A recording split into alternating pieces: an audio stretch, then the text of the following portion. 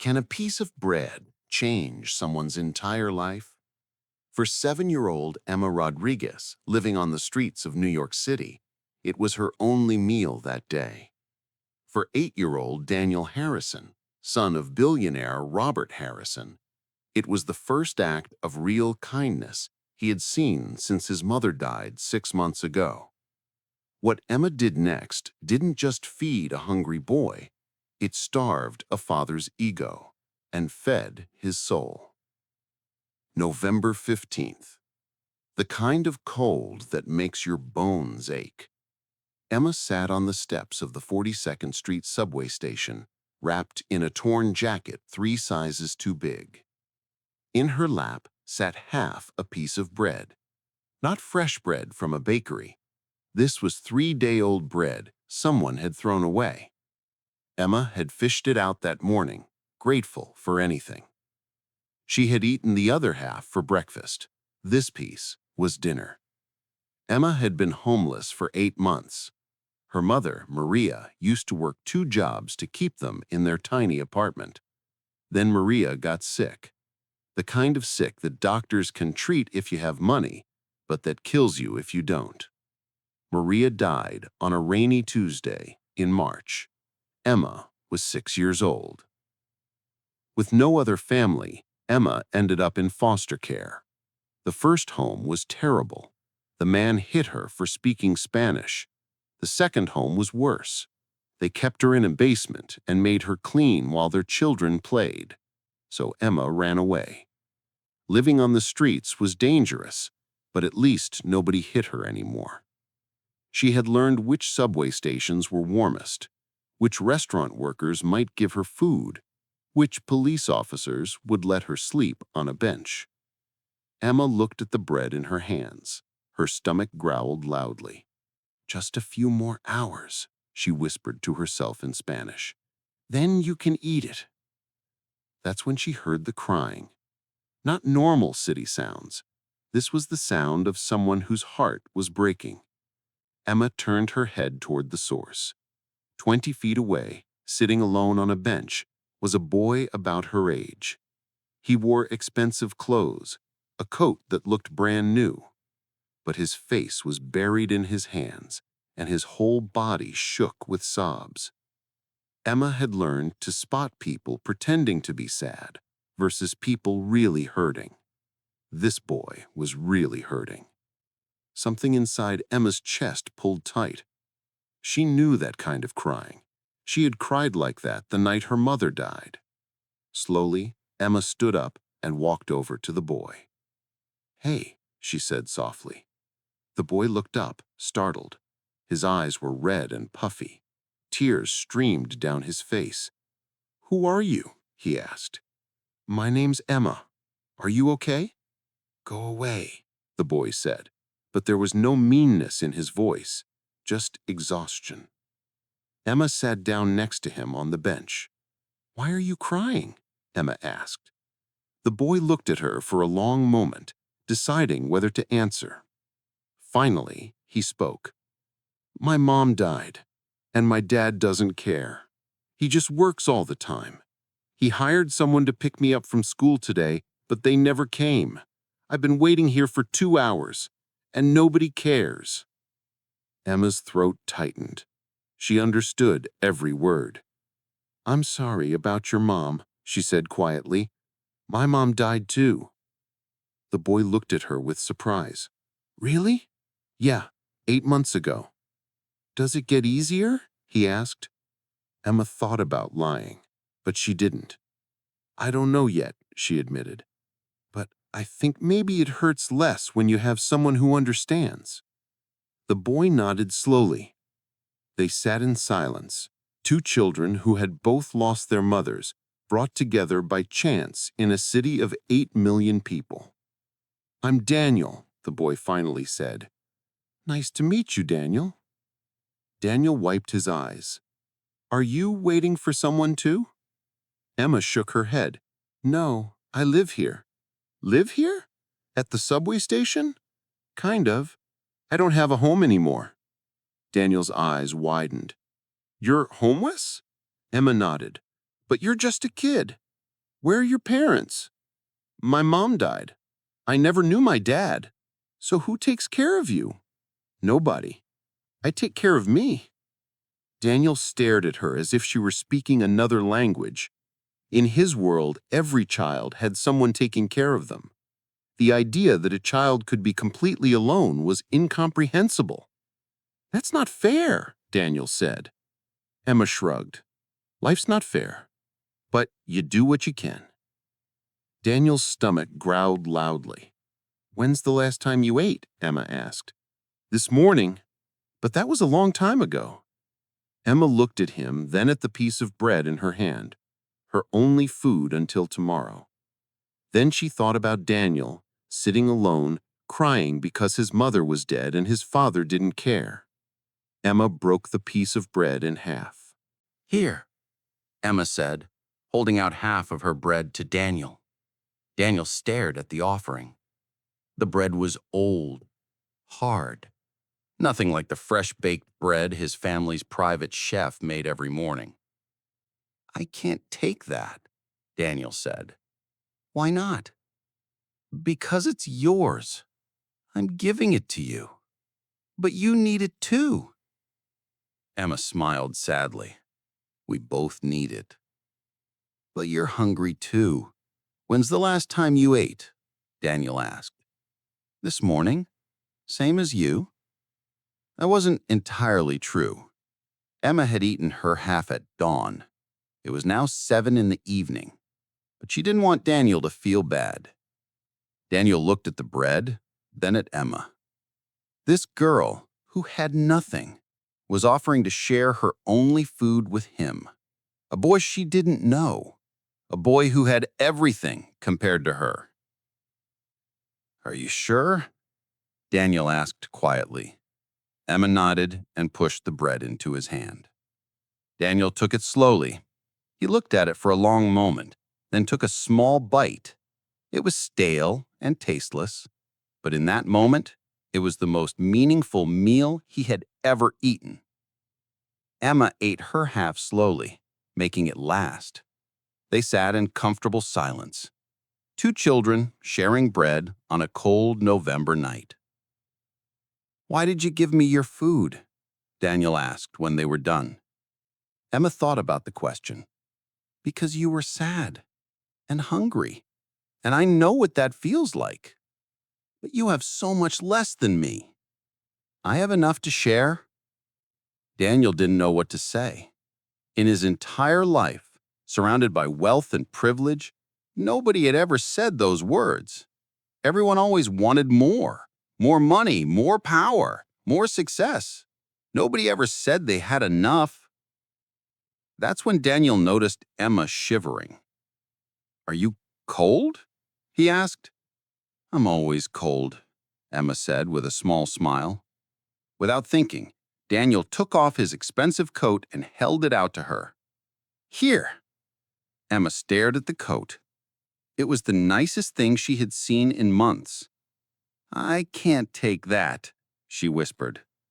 "Why not? You gave me your food. I'm giving you my coat." "But it's expensive." "So? What? You're cold." Emma slowly reached out and took the coat. It was still warm from Daniel's body. She put it on and immediately felt better. The coat was huge on her small frame, but it was the most comfortable thing she had worn since her mother died. "Thank you," she said softly. Daniel smiled. It was the first real smile he had managed since his mother's funeral.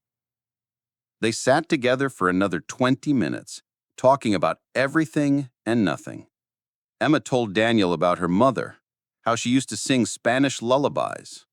Daniel told Emma about his mother, how she used to read him stories every night before bed. "Does your dad read to you now?" Emma asked. Daniel shook his head. "My dad doesn't really talk to me anymore. Not since Mom died. He just works." "I'm sorry." "It's okay. I have nannies and tutors and stuff." "That's not the same as having a parent who cares." Daniel looked at Emma with surprise. She was right. All the nannies and tutors in the world couldn't replace a parent who actually cared. You're really smart, Daniel said. Emma shrugged. I just pay attention.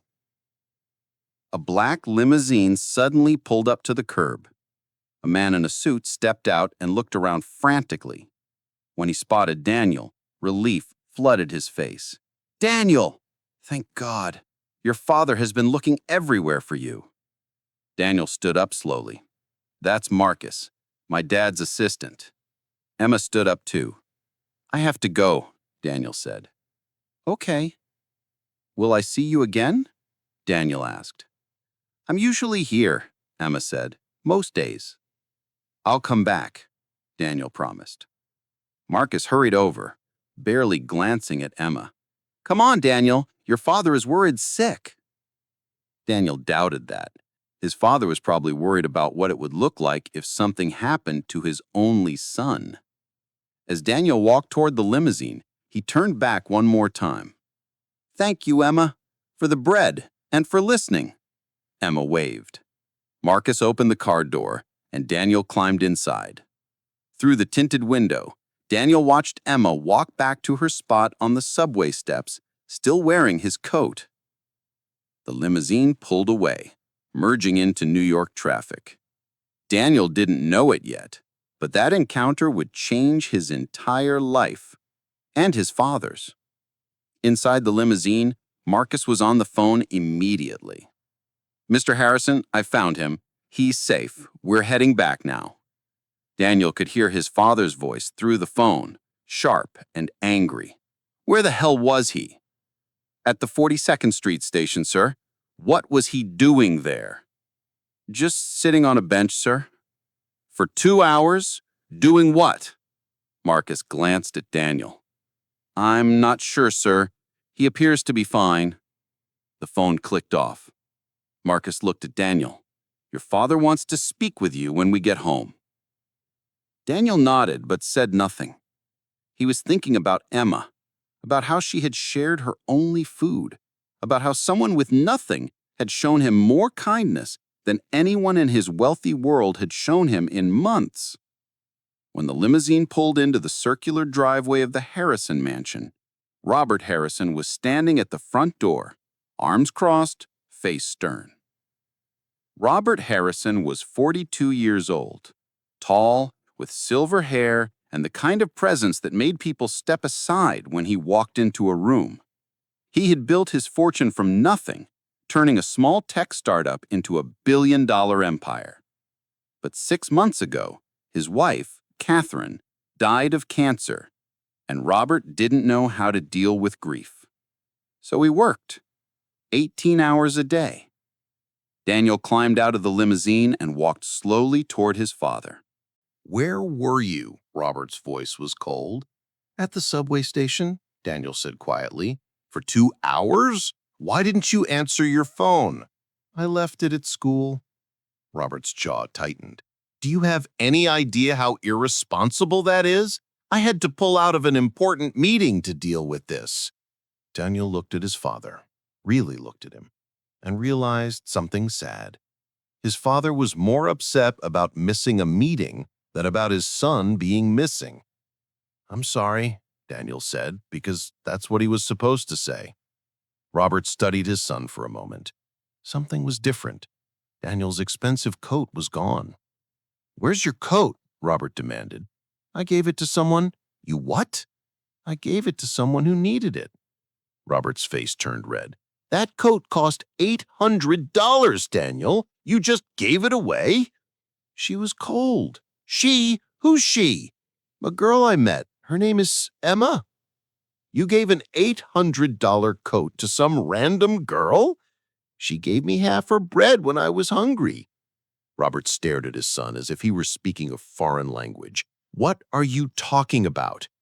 Daniel took a deep breath. I met a girl today. She's homeless. She only had one piece of bread, but she shared it with me because I was sad. So I gave her my coat because she was cold. That girl probably sold your coat the moment you left, Robert said dismissively. No, she wouldn't do that. How do you know? Because she's not like that. She's kind. Robert shook his head. Daniel, you're 8 years old. You don't understand how the world works. People will take advantage of you if you're not careful. Emma didn't take advantage of me. I gave her the coat, just like she gave me the bread. She probably targeted you because she saw your expensive clothes. She didn't target me. I was crying and she came over to see if I was okay. Robert paused. You were crying? Yes. Why? Daniel looked at his father with eyes that were too old for an 8-year-old. Because Mom is dead and you don't care. The words hung in the air like a physical blow. Robert's face went pale. Of course I care. No, you don't. You just work all the time. You didn't even notice when the driver forgot to pick me up from school. Emma noticed I was sad after 5 seconds. You haven't noticed for 6 months. Robert opened his mouth to argue, but no words came out, because deep down, he knew his son was right. Go to your room, Robert finally said. We'll talk about this later. Daniel turned and walked into the house. His footsteps echoed in the massive marble foyer. Robert stood alone on the front steps of his mansion, surrounded by luxury, feeling more empty than he had ever felt in his life. That night, Robert couldn't sleep. He kept thinking about what Daniel had said, about the homeless girl who had shared her only food, about how his son had learned more about kindness from a stranger than from his own father.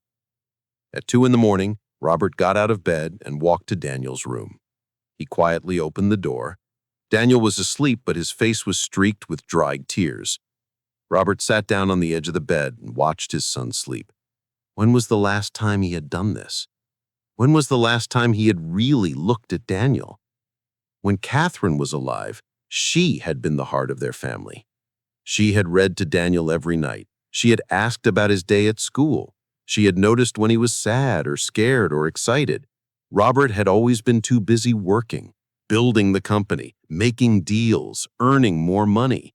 He had told himself he was doing it for his family. But now Catherine was gone, and Robert realized with a sick feeling that he didn't know his son anymore. He didn't know Daniel's favorite subject in school. He didn't know who Daniel's friends were. He didn't know what made Daniel laugh or what made him cry. A homeless girl on the street knew Daniel better after 20 minutes than Robert did after 8 years. The next morning, Robert made a decision. He called his assistant Marcus into his office. Clear my schedule for today, Robert said. Marcus looked shocked. Sir, you have the meeting with the investors from Japan. They flew in specifically to see you. Reschedule it. But sir, I said reschedule it and clear my afternoons for the rest of the month. Marcus stared at his boss as if he had lost his mind.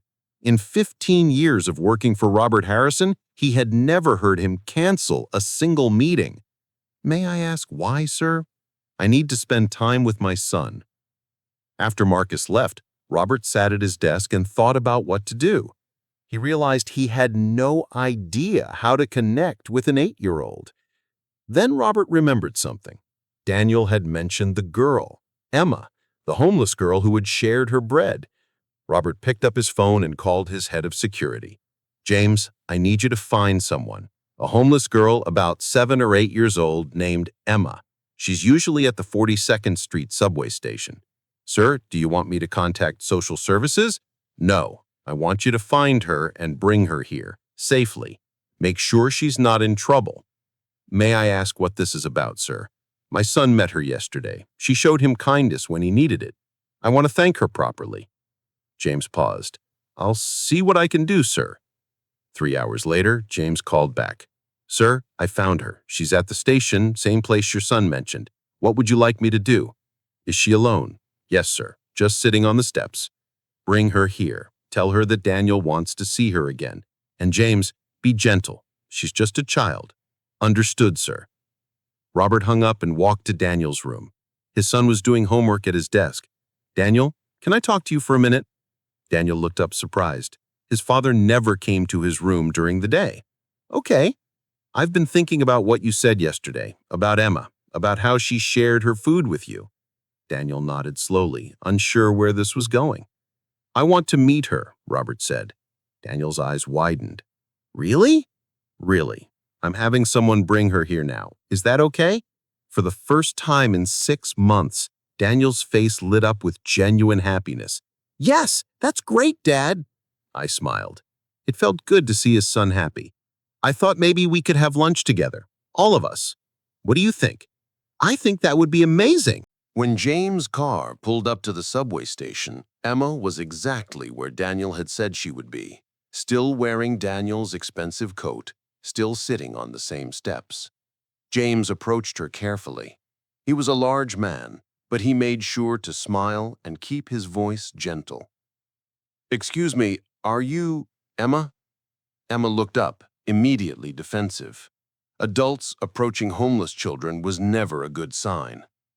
"Who wants to know?" "My name is James. I work for a man named Robert Harrison. His son, Daniel, met you yesterday."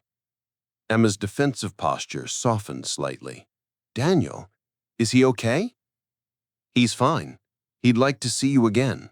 His father asked if you'd be willing to come to their house for lunch."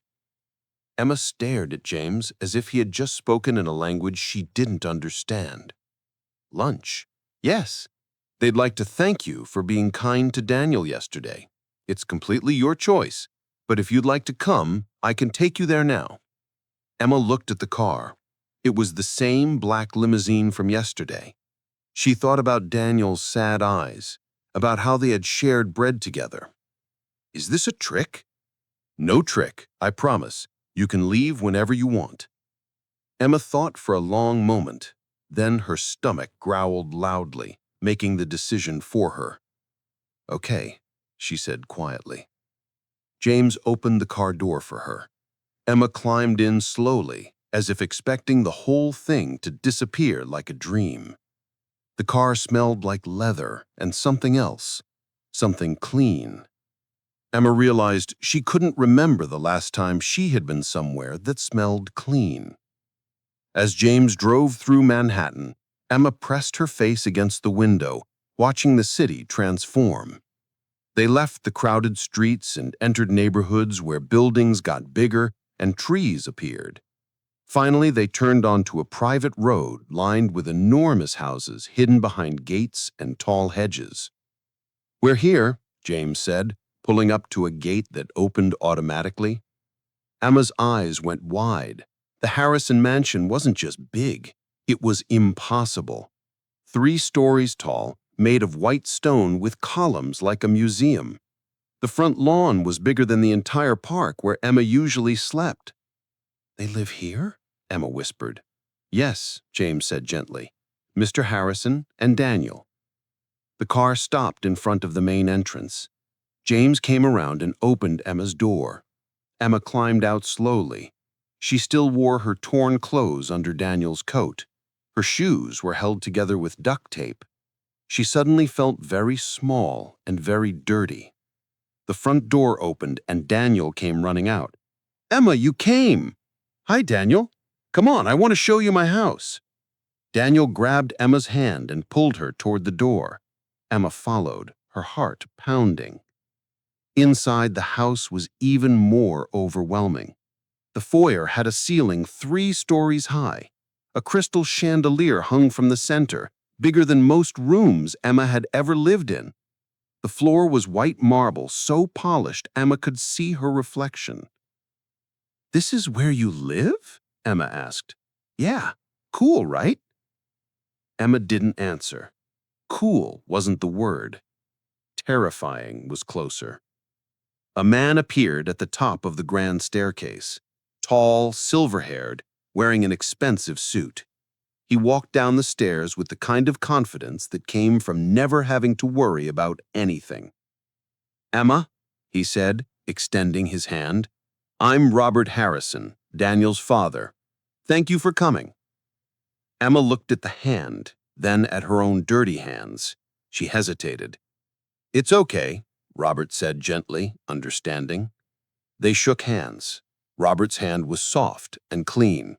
Emma's was rough and still had dirt under the fingernails. "Daniel told me what you did for him yesterday, sharing your food. That was incredibly kind. Emma shrugged. He was hungry. So were you. We both were. So I shared. Robert studied this small girl in front of him. She couldn't have weighed more than 50 pounds.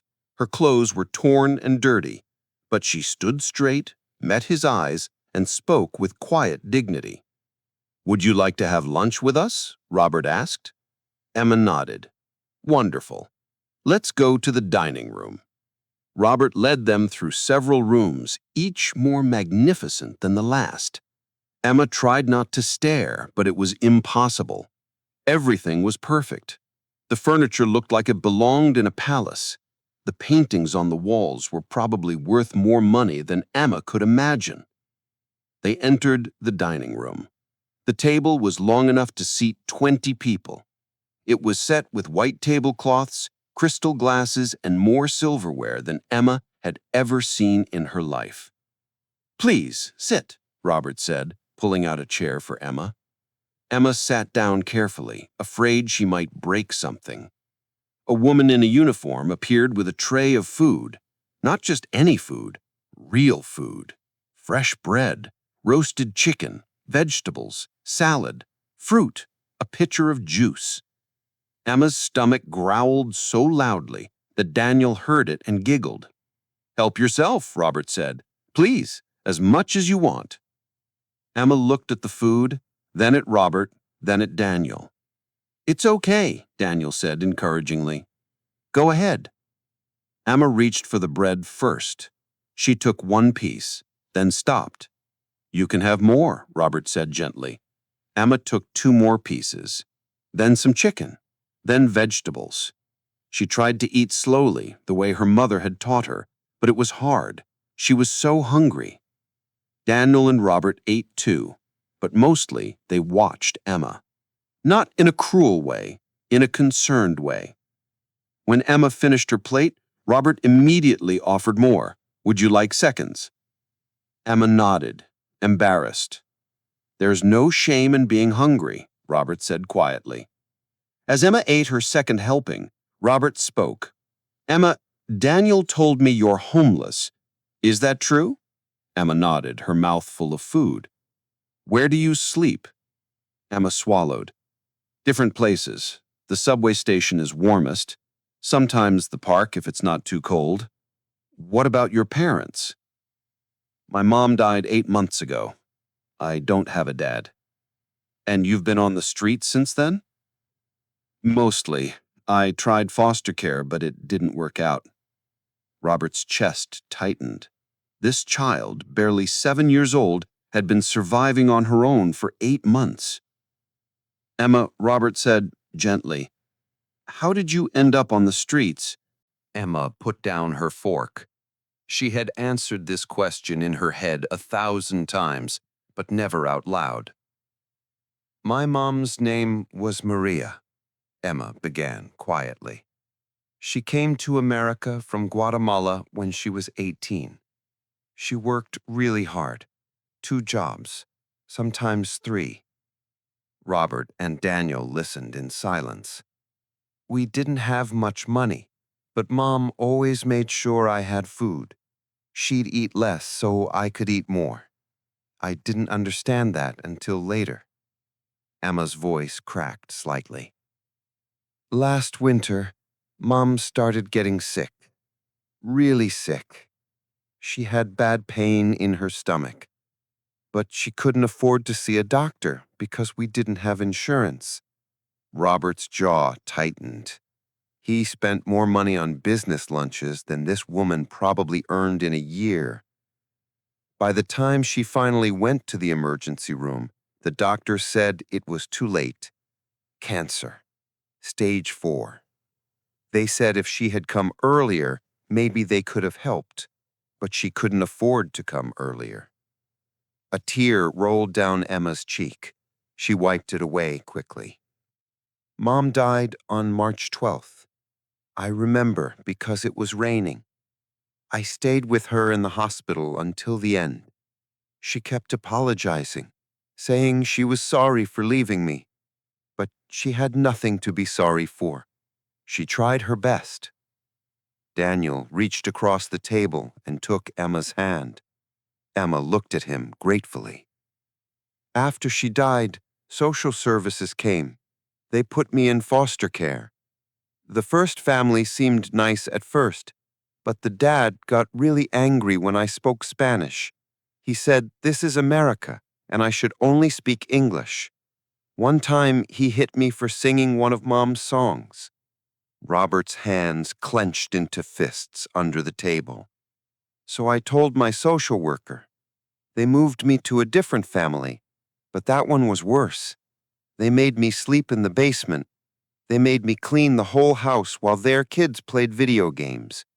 They called me their little maid. After 2 months, I ran away. I'd rather be homeless than live like that. And you've been on your own since then? Robert asked. Emma nodded. It's not so bad. I've learned which places are safe. There's a soup kitchen on 34th Street that serves dinner on Tuesdays and Thursdays. The library lets me read books during the day when it's cold, and some of the other homeless people look out for me. Have you been back to school?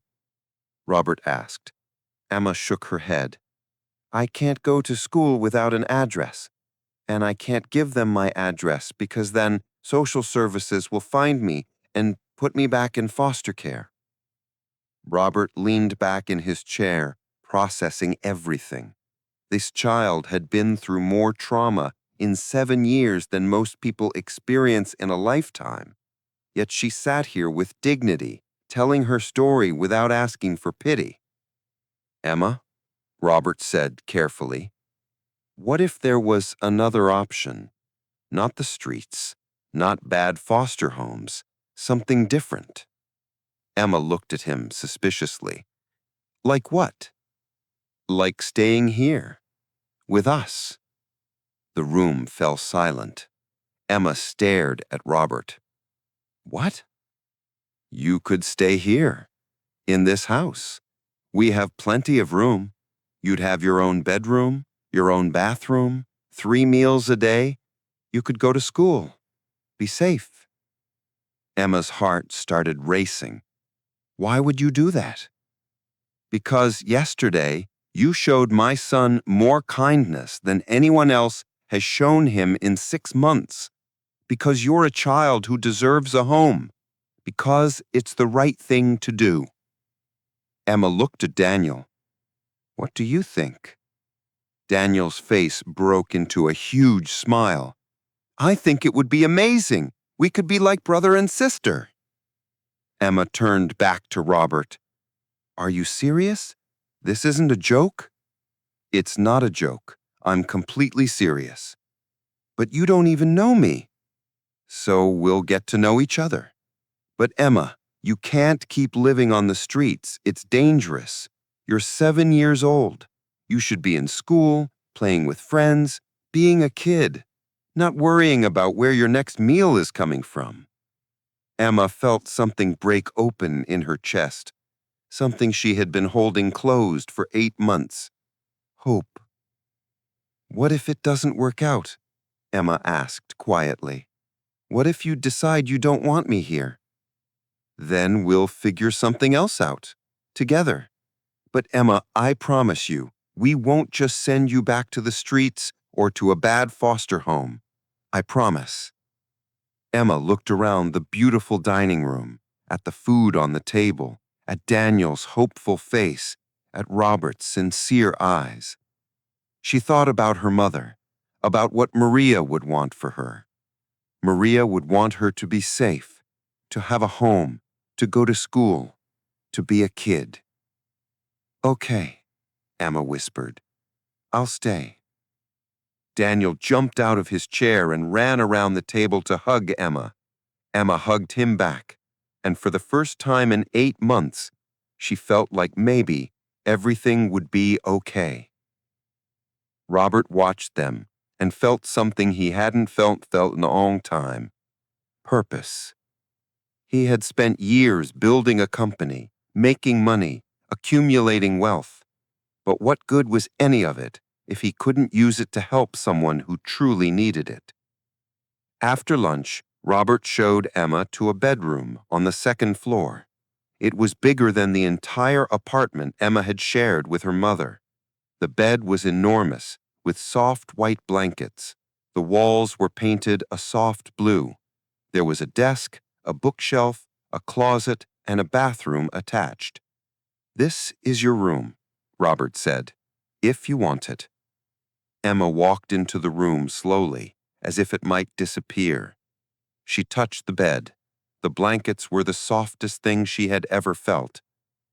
"Is this really mine?" she asked. "Really yours," Robert confirmed. Emma's eyes filled with tears. She sat down on the bed and looked up at Robert. "Thank you," she whispered.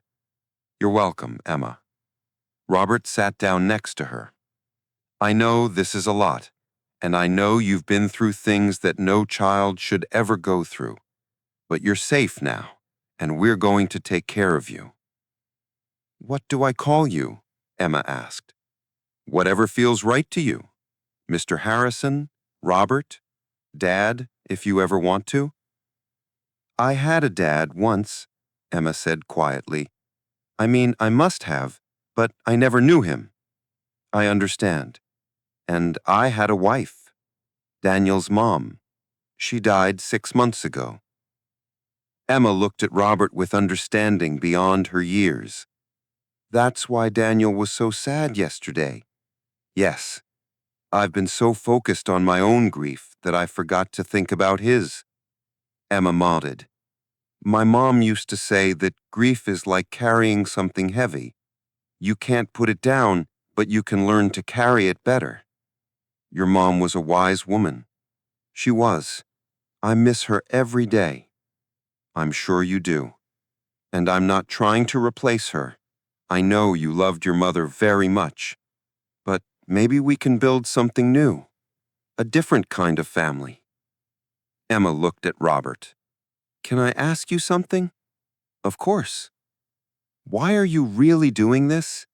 I mean, you could just give me money or call social services. Why are you letting me stay here?" Robert thought about the question.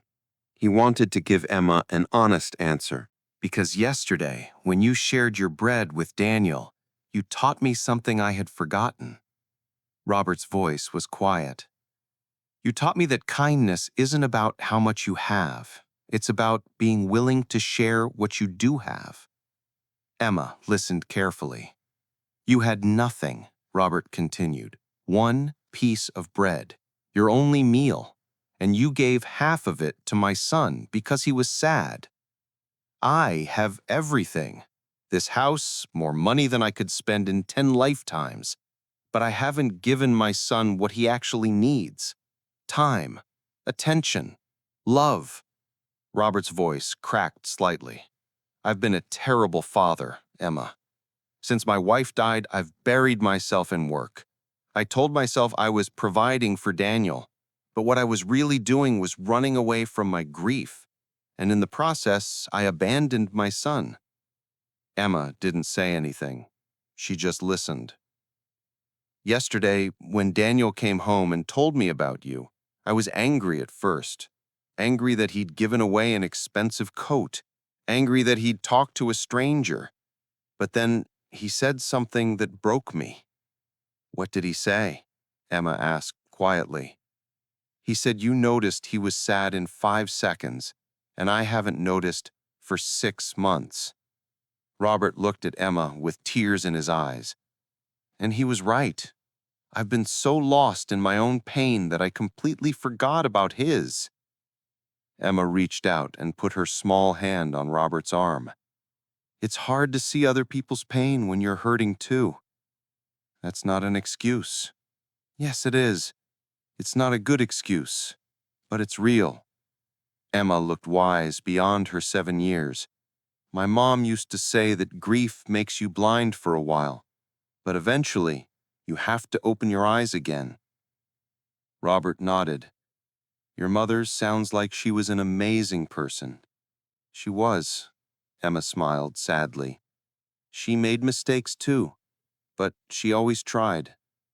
"That's all anyone can do," Robert said. try, and keep trying, even when it's hard. They sat in silence for a moment. Then Emma spoke. Can I tell you something? Of course. I'm scared. Robert looked at her with gentle eyes. What are you scared of? That this isn't real.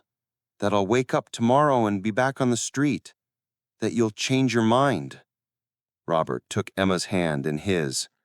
I won't change my mind. I promise. But what if I'm not good enough?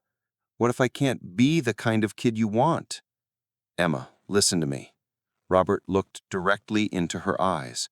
You don't have to be anything other than who you are. You don't have to earn your place here. It's yours because you deserve it. Emma's eyes filled with tears. Nobody's ever said that to me before. Well, someone's saying it now, and I mean it. Emma threw her arms around Robert and hugged him tight. Robert hugged her back, and in that moment, something shifted. This wasn't just about helping a homeless child. This was about healing, for all of them.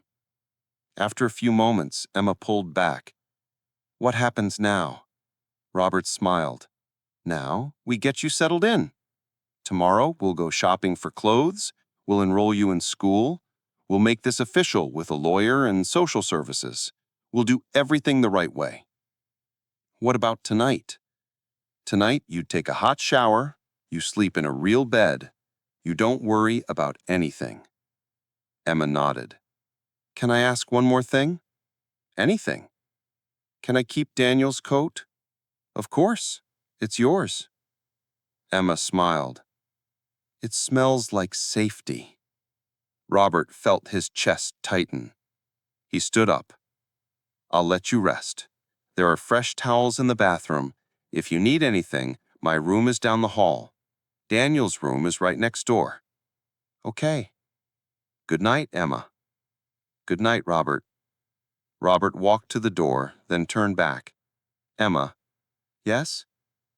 I'm glad Daniel met you. I'm glad you gave him your bread. I'm glad you're here. Emma smiled. Me too. Robert closed the door gently and walked down the hallway. He stopped at Daniel's room and knocked. Come in, Daniel called. Robert opened the door. Daniel was sitting on his bed, reading a book. Can we talk? Robert asked. Sure. Robert sat down on the edge of Daniel's bed. I want to say something. I haven't been a good father to you, not since your mom died. I know that now. Daniel put down his book. It's okay, Dad. No, it's not okay. You deserved better. You still deserve better. And I'm going to do better, starting now. Daniel looked at his father with hope in his eyes. Really? Really. I'm clearing my schedule. More time at home, less time at work. More dinners together, more conversations, more of everything. Daniel smiled. I'd like that. Robert put his hand on his son's shoulder. Emma taught me something yesterday. She taught you? Yes. She taught me that the most valuable things in life can't be bought. They can only be given. Like bread, Daniel said. Like bread, Robert agreed. And like time, and attention, and love. They sat together for a moment. Then Daniel spoke. Dad? Yes? Are we really keeping Emma? Robert nodded. If she wants to stay, yes. She's going to live with us? She's going to be part of our family. Daniel threw his arms around Robert and hugged him tight. Robert hugged him back, and he couldn't remember the last time they had hugged like this. Thank you, Daniel. For what? For meeting Emma, for telling me about her, for reminding me what's important. Daniel pulled back and looked at his father. I love you, Dad. I love you too, son. That night, for the first time in 6 months, Robert didn't work late. He didn't check his emails. He didn't think about business deals. He sat in the living room with Daniel, and they watched a movie together. They made popcorn. They laughed at the funny parts. And upstairs, in a bedroom that was now hers, Emma took a long, hot shower. She washed 8 months of street dirt off her skin. She put on clean pajamas that Robert had asked the housekeeper to buy. She climbed into the softest bed she had ever felt, and for the first time since her mother died, Emma felt safe. 3 weeks later, the Harrison house had changed completely. Not the physical house. That was still the same mansion, with the same marble floors and crystal chandeliers. But the feeling inside was different. There was life now. There was laughter. There was warmth. Emma had her own routine. She woke up every morning at 7. She showered and got dressed in the new clothes Robert had bought her. Not expensive designer clothes, just regular kid clothes. Jeans, t-shirts, sneakers. Emma had insisted she didn't want anything fancy. She came downstairs for breakfast at 7:30, and every morning Robert was there waiting, not working on his laptop, not on a phone call, just sitting at the kitchen table, ready to eat breakfast with his children. "Good morning, Emma," Robert said on this particular Tuesday morning. "Good morning. How did you sleep?" "Really good. The bed is so comfortable." Robert smiled. "I'm glad." Daniel came bouncing into the kitchen a few minutes later. "Morning, everyone." "Morning, buddy," Robert said. They sat together and ate breakfast. Pancakes, fruit, juice. The housekeeper, Mrs. Chen, made everything fresh. Emma still couldn't believe she got to eat like this every day. At first, she had eaten everything on her plate as fast as possible, afraid it might disappear. But now she was learning to slow down, to trust that there would be more food tomorrow. "What do you have at school today, Emma?" "Math test." "Are you nervous?" "A little, but I studied." "I'm sure you'll do great. Mrs. Chen packed your lunch. It's in your backpack." Emma smiled. Mrs. Chen always packed extra snacks, more food than Emma could possibly eat. At first, Emma had saved the extra food, hiding it in her room in case she needed it later. Old habits from living on the streets. But Daniel had noticed and gently explained that she didn't need to do that anymore. The bus arrived at 8:15. Emma and Daniel walked to the end of the driveway together. This was Emma's favorite part of the day. Just her and Daniel walking to the bus, talking about everything and nothing. "Do you think the math test will be hard?" Emma asked. "Probably not. You're really good at math." "I like numbers. They make sense." Daniel laughed. "I like English better. Stories are more fun than numbers." They got on the bus. Emma still felt nervous around other kids. For 8 months she had been invisible. Now she was expected to talk to people, make friends, be normal. It was harder than it looked. But Daniel helped. He introduced her to his friends. He sat with her at lunch. He made sure nobody was mean to her. One time, a boy made fun of Emma's accent. Daniel had stood up immediately. "She speaks 2 languages. How many do you speak?" The boy had backed off. Emma had hugged Daniel after school that day. "Thank you for protecting me." "That's what family does," Daniel had said simply. At school, Emma was learning fast. She had missed almost a year of education, but she was catching up. Her teachers said she was remarkably smart. What they didn't say, but thought, was that she was remarkably resilient. That afternoon, Emma came home with her math test. She had gotten an A. She ran into the house excited to show Robert.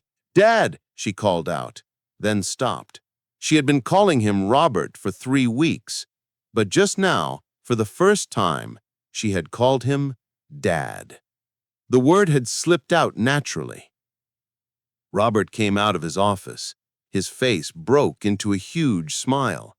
"Did you just call me Dad?" Emma looked embarrassed. "I'm sorry. I didn't mean to. If you don't want me to." Emma. Robert knelt down to her level. You can call me whatever you want, but I would be honored if you called me Dad. Emma's eyes filled with tears. Really? Really? Emma threw her arms around him. She had a dad now. She had a family. Look, she said, showing him the test. I got an A.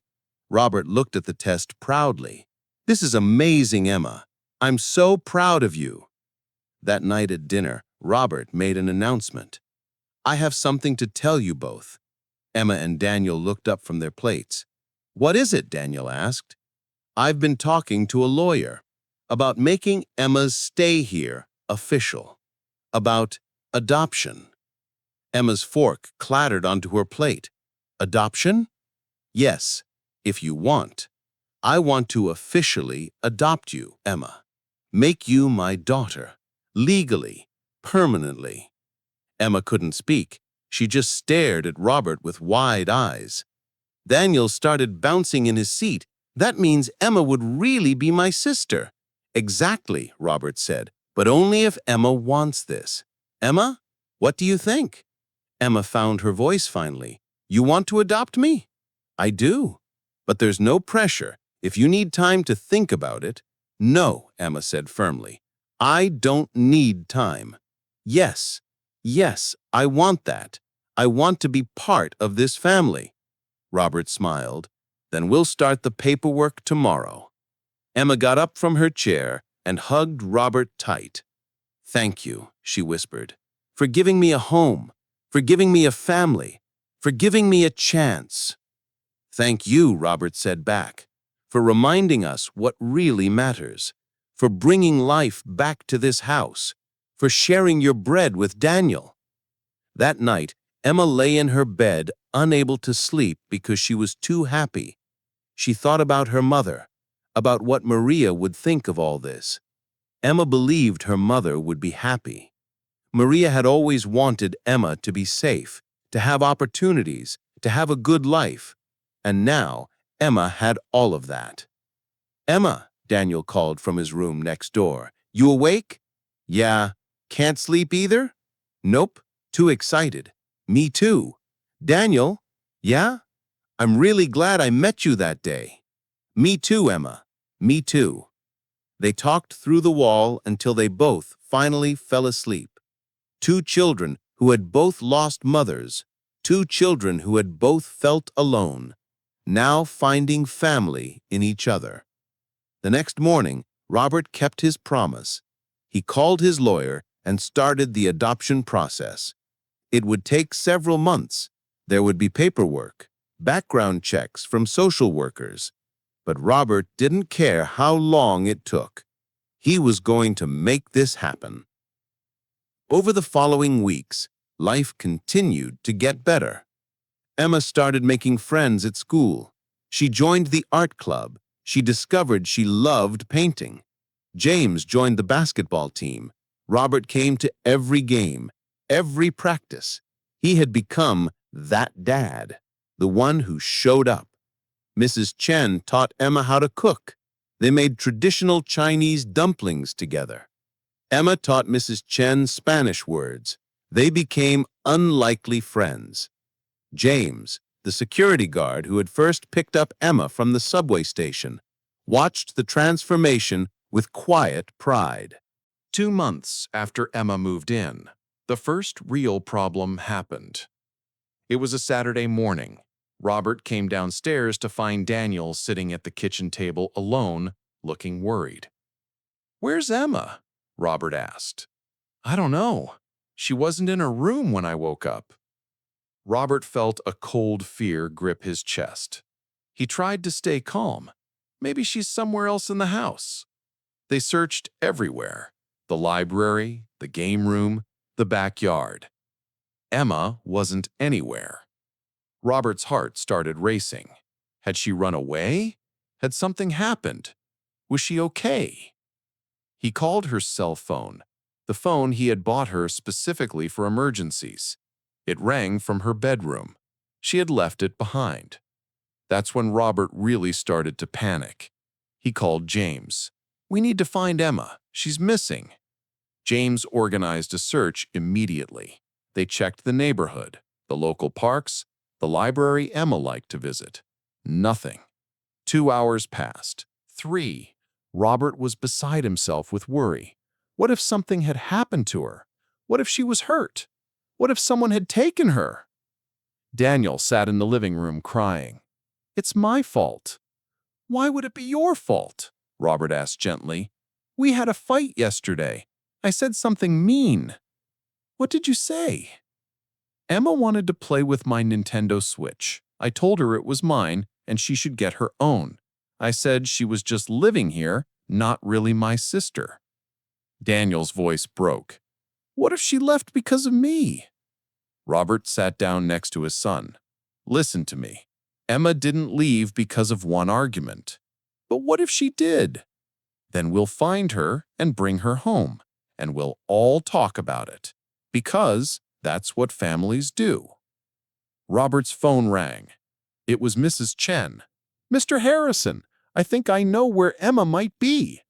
"Where?" "The 42nd Street subway station. That's where she used to live."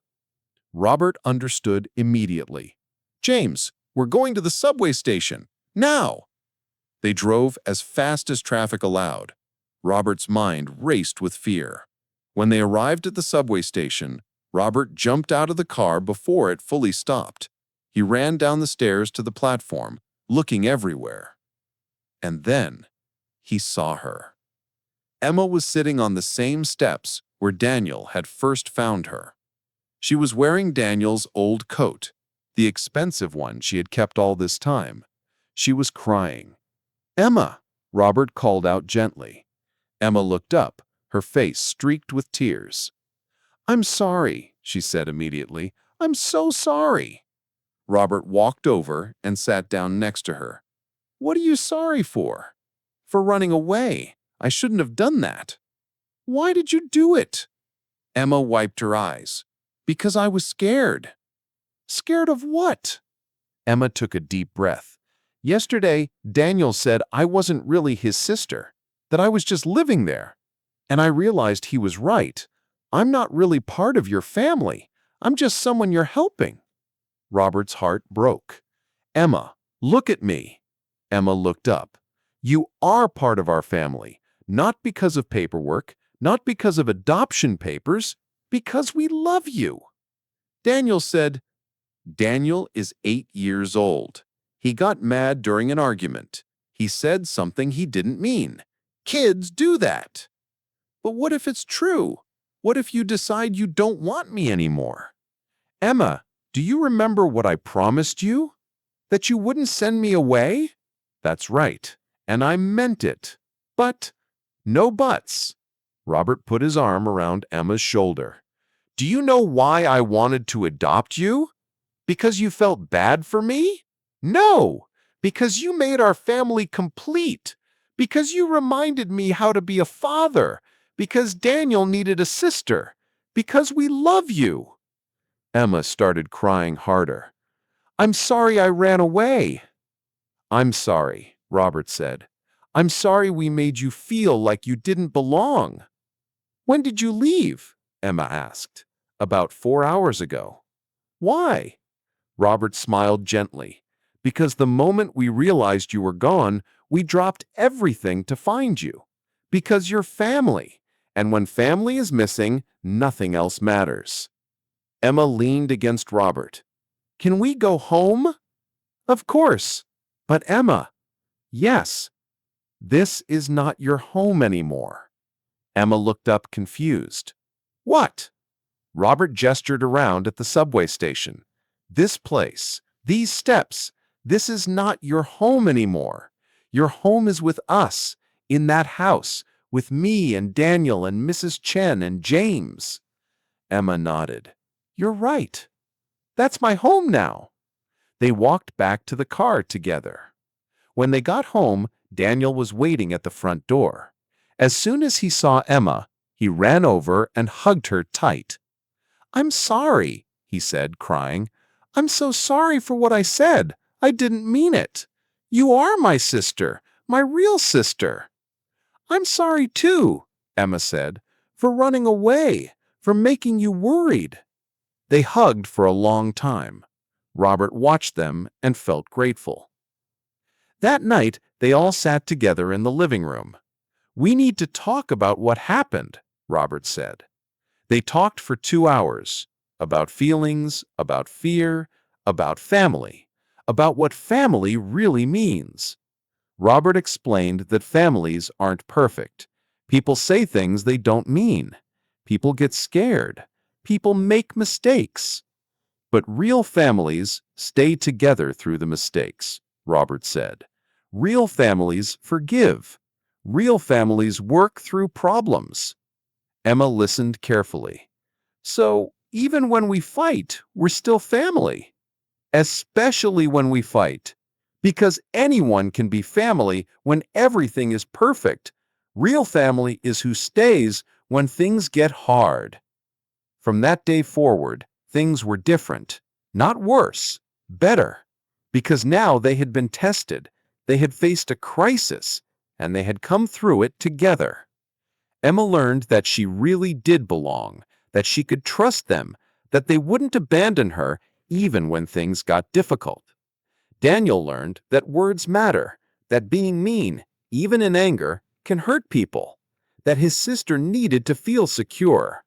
And Robert learned that healing isn't linear, that children who have been abandoned carry that fear with them, that he needed to keep proving over and over that he wasn't going anywhere. 6 months after Emma moved in, Robert sat in his office looking at a proposal his assistant, Marcus, had brought him. It was a business deal, a very profitable business deal. It would make the company millions, but it would require Robert to travel to Singapore for 3 weeks. A year ago, Robert would have said yes immediately, but now he looked at his calendar. 3 weeks from now was Emma's school play. She had the lead role. She had been practicing for months, and 2 weeks from now was Daniel's birthday. Robert picked up the phone and called Marcus. "Tell them no." "But sir, this deal could—" "I don't care how profitable it is. The answer is no." Marcus was silent for a moment. "May I ask why, sir?" "Because I have more important things to do." After he hung up, Robert sat back in his chair and thought about how much his life had changed. A piece of bread had changed everything. Emma sharing her only food with Daniel had started a chain reaction that transformed their entire family. But Robert realized it didn't have to stop there. That evening at dinner, Robert made an announcement. "I've been thinking." "About what, Dad?" Daniel asked. "About Emma. About how she ended up on the streets. About all the other kids who are in the same situation." "What about them?" Emma asked. Robert looked at both children. "I want to start a foundation to help homeless children, to make sure what happened to Emma doesn't happen to other kids." "Really?" Emma's eyes went wide. "Really. We have resources. We have money. We should use it to make a difference. I want to call it Maria's Foundation, after your mother." Emma started crying. "You do that? For my mom?" "Your mother worked herself to death trying to take care of you. She couldn't afford health care. She couldn't afford to see a doctor. That shouldn't happen in a wealthy country. No child should end up on the streets because their parent got sick." Over the following months, Robert threw himself into the foundation with the same energy he had once reserved for his business. But this time, it was different. This time, his children were involved. Emma and Daniel helped design the program. They talked about what homeless children actually needed. "Not just money," Emma explained. "People tried to give me money sometimes, but what I really needed was someone to see me, to talk to me, to treat me like a person." So the foundation focused on personal connection. They hired social workers who actually cared. They created safe houses with house parents who were trained and screened carefully. They partnered with schools to make sure homeless children could continue their education. They created a program where kids who had been homeless could mentor other homeless kids. Emma became one of the first mentors. Once a week, she went to a safe house and spent time with children who were living through what she had lived through. She told them her story. She gave them hope. She showed them that things could get better. One girl, a 9-year-old named Sarah, who had been living in a car with her mother, told Emma, "You're the only person who understands." Emma hugged her. "I do understand, and I promise you, it won't always be like this." The foundation grew quickly. Other wealthy people saw what Robert was doing and wanted to help. Within a year, they had safe houses in 5 cities. Within 2 years, they had 20 locations. The foundation helped thousands of children. But Robert never forgot that it all started with one girl sharing one piece of bread. He told that story at every fundraiser, every speech, every interview. People were always moved by Emma's story. But what really inspired them was seeing the transformation in Robert himself. Here was a billionaire who used to work 18 hours a day, who barely knew his own son, who measured success only in dollars. And now he was a father who coached Little League, who never missed a school play, who measured success in lives changed. One night, a journalist asked Robert, "What's the most valuable thing you own?" Robert didn't hesitate. "I own a very expensive art collection. I own several properties. I own a successful company. But none of that is the most valuable thing I own." "What is?" Robert smiled. "The memory of my daughter sharing her bread. That memory is worth more than everything else combined, because it taught me what really matters." The story of Emma and the Harrison family spread beyond just the foundation. Teachers showed videos of Emma's story in their classrooms, teaching children about kindness. Churches talked about it in sermons. Parents told their children about the homeless girl who shared her only food. And something beautiful started to happen. People started looking at homeless people differently. Instead of walking past them, some stopped to talk. Instead of judging them, some tried to understand. Instead of ignoring them, some tried to help. Robert received letters from around the country, from people who said Emma's story had changed them. One letter came from a woman in Ohio. She wrote, "I used to walk past homeless people and think they were lazy or addicts. Then I heard about Emma. I realized that homeless people are just people who had bad luck. Now I volunteer at a shelter every week." Another letter came from a teenager in Texas. He wrote, "I used to waste food all the time. Then I heard about Emma sharing her last piece of bread. Now I think about how lucky I am. I started volunteering to serve food at a soup kitchen." The ripple effect kept spreading, all because one 7-year-old girl made one choice on one cold November night. She chose kindness over hunger. She chose compassion over self-preservation. She chose to share when she had nothing to share. 5 years later, Emma stood on a stage at Madison Square Garden. She was 12 years old now, taller, more confident, but still with those same wise eyes. The arena was packed with people who had come to the annual Maria's Foundation Gala. Emma had been asked to give a speech. She walked to the microphone, her heart pounding.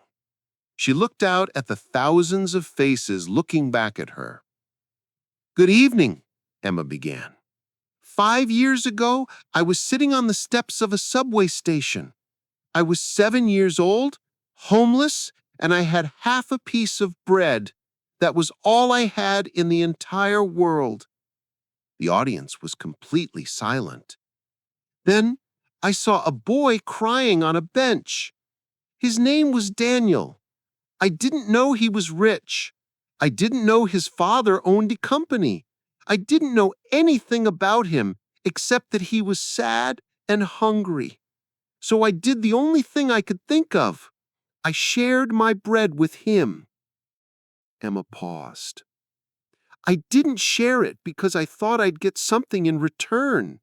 I shared it because my mother taught me that when you have something and someone else needs it, you share, even if it's all you have, especially if it's all you have. That one choice changed my entire life. Daniel's father, Robert, found me and brought me into his home. He adopted me. He gave me a family. He gave me a future. But more than that, he gave me something I didn't even know I had lost. Hope. Emma's voice grew stronger. People ask me all the time, what's the moral of your story? Is it that rich people should help poor people? Is it that kindness gets rewarded? Is it that everything happens for a reason? Emma shook her head. No, the moral of my story is much simpler. One piece of bread can change the world, not because the bread itself is magical, but because kindness is contagious. My kindness to Daniel made him want to be kind back. His kindness to me made his father remember how to be kind. His father's kindness started a foundation that has helped thousands of children, and those children will go on to help thousands more. Emma looked directly at the camera broadcasting the event. If you're watching this and you're thinking that you don't have anything to give, you're wrong. You always have something. Maybe it's just a smile. Maybe it's just a moment of your time. Maybe it's just noticing when someone is hurting. That's enough. That's everything. The audience stood and applauded. Emma saw Robert in the front row, tears streaming down his face. Next to him was Daniel, now 13, applauding proudly for his sister. After the speech, Emma came down from the stage. Robert hugged her tight. Your mother would be so proud of you. Emma smiled. I think she is proud of me. I think she's been watching this whole time. They drove home together that night. The whole family. Robert, Emma, and Daniel. Mrs. Chen had made a special dinner to celebrate. As they ate together, laughing and talking, Emma thought about how far they had all come. Robert had gone from a workaholic billionaire who barely knew his son to a father who never missed a school event. Daniel had gone from a lonely, grieving boy to a confident teenager who volunteered at the foundation every week. And Emma had gone from a homeless child on the streets to a girl with a family, a home, and a purpose. After dinner, Emma went up to her room. On her desk was a small frame. Inside was half a piece of old, stale bread. Emma had saved it. That piece of bread from 5 years ago. She had asked Mrs. Chen to preserve it somehow. Mrs. Chen had found a way to seal it, to keep it from decaying. Emma looked at it every day, not to remember being homeless, but to remember the moment she chose kindness. To remember that even when you have nothing, you still have choices. And sometimes the choice to share, to care, to love someone else is the most powerful choice of all. She heard a knock on her door. Come in, she called. James entered, holding his basketball. Want to shoot some hoops before bed? Sure. They went outside to the basketball court Robert had built in the backyard. As they played, Daniel said, I've been thinking. About what? Emma asked. About that day I met you. About how lucky I was. Emma laughed. Lucky? I was the lucky one. I got a family. Daniel shook his head. No, I was lucky. I was sitting there, the richest kid in New York, and I felt like I had nothing. Then you showed me that having everything means nothing if you don't share it. They played until it got dark. Two siblings who had found each other in the most unlikely way. Later that night, as Emma lay in bed, she thought about her mother. She whispered to the ceiling, "I did it, Mama. I survived. I found a family. I'm okay." And somehow, Emma felt like her mother heard her, like Maria was smiling down from wherever she was, proud of the daughter who had taken the lesson she taught about sharing and turned it into something that changed thousands of lives. The next morning, Emma got up early. She had something to do. She got dressed and asked James to drive her somewhere. "Where to, Miss Emma?" James asked. "The 42nd Street subway station." James understood. They drove in comfortable silence. When they arrived, Emma got out of the car and walked down to the steps where she used to sit. They were empty now. Emma sat down just for a moment. She looked around at the place that had been her home for 8 months, the place where she had been invisible, the place where she had met Daniel. "Thank you," she whispered to the empty station. "Thank you for teaching me to survive. Thank you for being there when I had nowhere else to go." Then Emma stood up, brushed off her pants, and walked back to the car. She didn't need this place anymore. She had a home, she had a family, she had a future. As James drove away, Emma looked back one more time. She thought about all the children who were still out there, still sitting on subway steps, still invisible. And she renewed her promise. "I will help them," she thought. "I will make sure they get what I got. A chance, hope, love, a family. Because that's what you do when you've been given everything. You share it, even when it's hard, even when it costs you something, especially then." 5 years ago, a piece of bread changed 3 lives. Now those 3 lives were changing thousands more. And it all started with one simple act.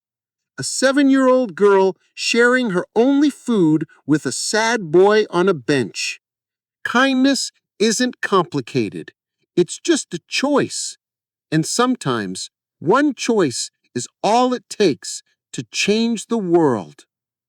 If Emma's story touched your heart, don't just feel moved, act. Look around your community. See the invisible people. The homeless man on the corner, the child who sits alone at lunch, the elderly neighbor who never has visitors. You have something they need. Maybe it's not bread. Maybe it's time, attention, a smile, a conversation. That's enough. That's everything. Share this story with someone who needs hope. Support organizations helping homeless children. Volunteer at a shelter. Donate to a food bank. But most importantly, remember Emma's lesson. When you have something and someone else needs it, share. Even if it's all you have. Especially if it's all you have. Because you never know. Your one act of kindness today might be the piece of bread that changes someone's entire life. Thank you for listening to Emma's story.